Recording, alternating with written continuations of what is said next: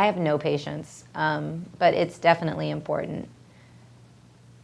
This, oh gosh, that's a tough one because, you know, if you want to be an actor or a singer or a dancer, it's like you have to really put in so much work. And because it's your passion, the lines get blurred because when you live your passion, there's no 9 to 5. It's like you live and breathe your passion. So it's very hard for artists, creative artists, we'll just say, which falls under the umbrella of, you know, actors, singers, dancers, poets, musicians. When you live your passion, to you, you're like, I'm living and breathing this shit. Why am I not seeing a result for all of my hard work? You know, but I don't even know if the word is patience. It's just more faith than patience because you know it's coming. And if you don't, you better get to know, because if you don't know that what you want is coming, it will never come, because the energy and the frequency that you'll be putting out is uncertainty. So that's all you're going to get. So over patience, I would say faith. I guess my biggest mistake would be getting too close with my boss. Not the person that hired me, but the artist or the main actress. It's really weird. When you have good energy and you're real, and people sense that, you know, people sense that you're like a good person. And pretty much all the jobs that I've ever worked on, the main person, the celebrity, I guess you could say, has always been drawn to me and said, oh my God, you know, wanted to be my friend. And every time I would always be their friend, and I feel like it's just a bad idea. No matter how cool they are, no matter how sweet they are, no matter what questions they're asking you. I remember I worked with, and she was asking me questions because she was engaged at the time too. And I was engaged at the time. So she was asking me, like, you know, about my engagement, and I was talking to her, but they were rehearsing at the same time. And I felt torn because I was like, oh my God, okay, I'm a dancer. They're rehearsing, but yet the artist is asking me questions, you know?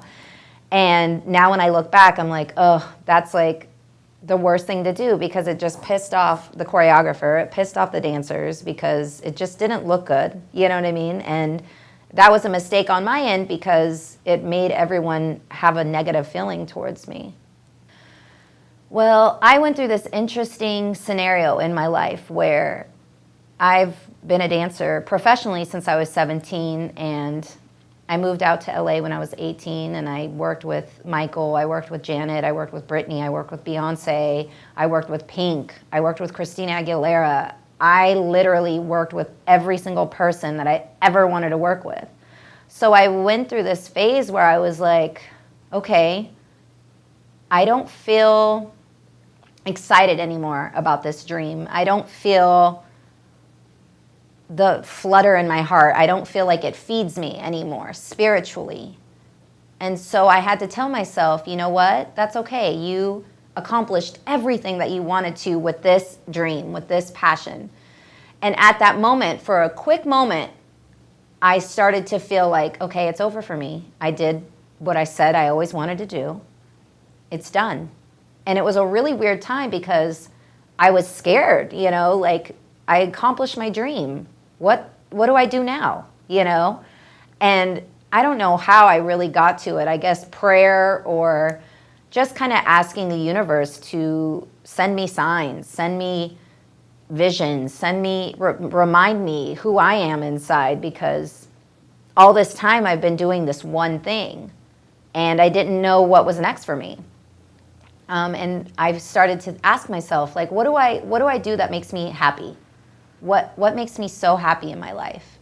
And I thought yoga, talking to people, interviewing people, getting to know people. And so I thought, okay, you get a new dream then. Once you accomplish your dream, you get a new dream. As long as you're alive, there's something for you to do on this planet. There's someone for you to be. There's someone for you to touch. There's someone for you to inspire. There's someone to inspire you. You just have to trust the process, you know? And I did. And it's so crazy that once I let go of the idea of, I did it, I'm done, I did everything. Once I let go of that idea and change my perspective to, what's next? What do I have that's next? This is exciting. I'm alive. There's something for me to do. What makes me happy? And soul search and find that. And then once you find it, it feels good again. You feel rejuvenated. You feel revived. You feel renewed. You know, and I think that's maybe what happens a lot of times is once we accomplish that goal. There was a saying once, actually, that it's what really is exciting about life is getting to the goal. Because once you get the goal, it's done. It's the journey that is enticing. It's the journey that keeps you revved up and going. So when you do accomplish that goal, it's always good to, you know, delve into your soul and say, what's next for me? What do you want? This is our one chance on this planet. This is our one life. What, if anything in the world, you could do anything, what is it? When you think about it like that, it's so exciting because that's what life is. Life is, tell me what you want and I'll give it to you.